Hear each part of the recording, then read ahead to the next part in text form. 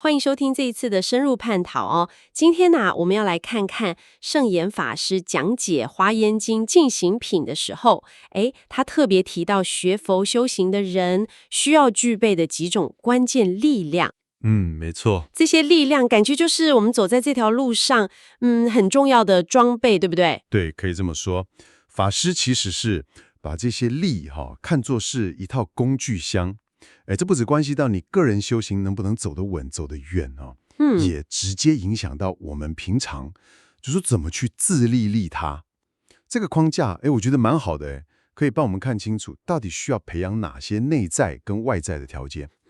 法师说有这些力量，不管是做事还是修行，好像就比较容易成功。那我们就来一个一个看这个工具箱里面有什么吧。首先是因力，这个听起来，像是我们的起点基础。对，可以这么说。这个因力就有点像你过去累积下来的，那个资粮。法师用了一个我觉得蛮有趣的譬喻啦，他说就像银行存款。哦，银行存款。对，你过去种下的善根啊、福德啊、因缘啊，这些就是你现在可以动用的本钱。不过更关键的是，法师提醒我们，不能只吃老本，哦，对，就是现在也要持续努力。比方说，我们现在听经文法，对不对？说是你一时之间听不太懂，搞不好觉得有点深，常常会这样。对吗？但是这个听下去的动作，就是在为未来种下新的因。这个就是在为未来存钱了。哦，所以它不是一个静态的基础，是个动态的累积过程。没错，没错。好，那有了这个因力的基础之后啊，下一步法师强调的是毅力。这个毅指的是我们的那个决心吗？还是正是哦。而且不只是决心，他更强调是那个愿力。愿力？对，就是你心的强度还有方向。法师又发想过一个例子嘛，就是有位年轻人问他说：“师父，我可不可以出家？”结果法师就反问他：“你自己如果都没有决心，没有发这个愿，那你要怎么出家呢？”点醒他了。对，这就点出了毅力的核心，你要持续发愿。这个愿力不是空想哦，它是要设定目标的。比方说，法师常讲的发断烦恼的愿，发慈悲济世的愿。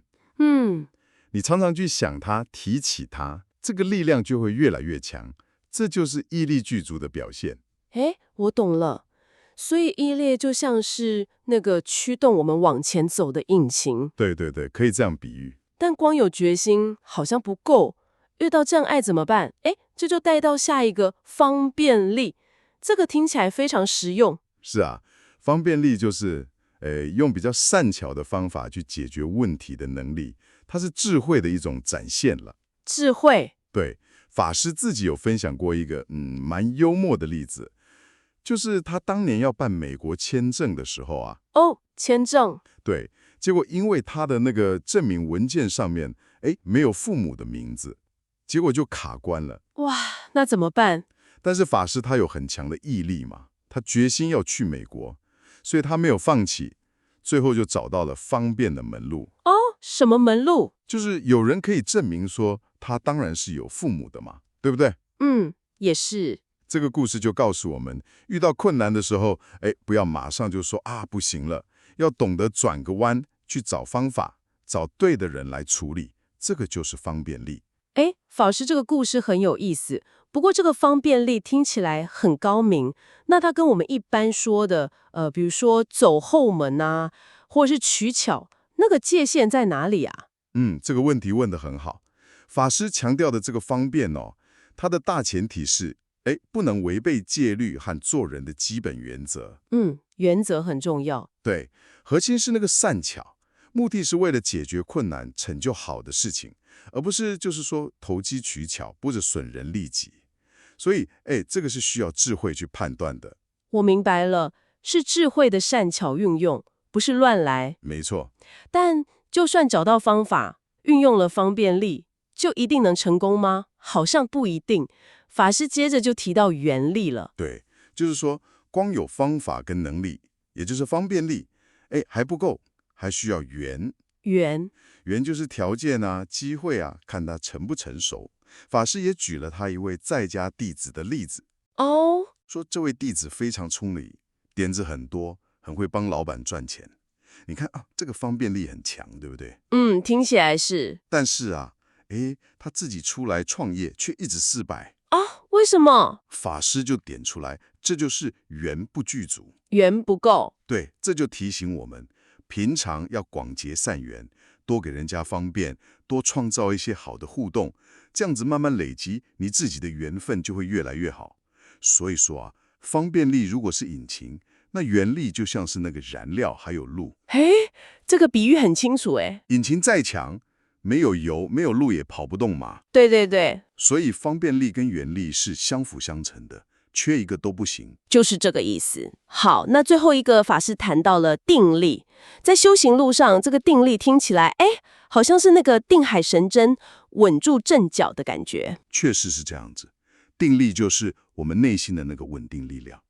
最高的境界当然像佛陀那样是无时不定。哇，无时不定。对，对我们一般人来说呢，练习定力其实就是在日常生活中，不管你遇到顺境逆境，听到好听的话、不好听的话，每天都会遇到。对，内心都能够保持一种清晰跟平稳。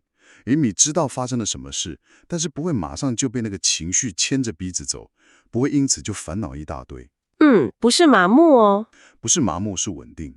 法师也鼓励我们，听闻佛法之后啊，要把这些道理用在生活中去练习。练习这份不动的心。所以这样看下来，从因力打好基础，还要持续累积，然后用毅力确立方向，发出大愿。接着是方便力，运用智慧善巧解决问题。再来是缘力，要广结善缘，等待时机成熟。到最后是用定力稳住自己的内心。这5个力量好像环环相扣，没错，构成一个很完整的，不管是修行还是待人处事的工具箱。正是如此。所以理解这5种力量的内涵，还有它们之间的关系，就能让你更有方向感。知道说，在学佛还有日常生活中，哪个地方可以着力，看到自己哪个部分，好像比较弱，可以加强一下，可以怎么开始做起。没错。那听完我们今天的讨论哦，你不妨也想一想，在这5种力量里面，你觉得目前哪一种是自己最需要加强的？那又可以从哪些具体的小事情或者是念头的调整开始，有意识的去培养它呢？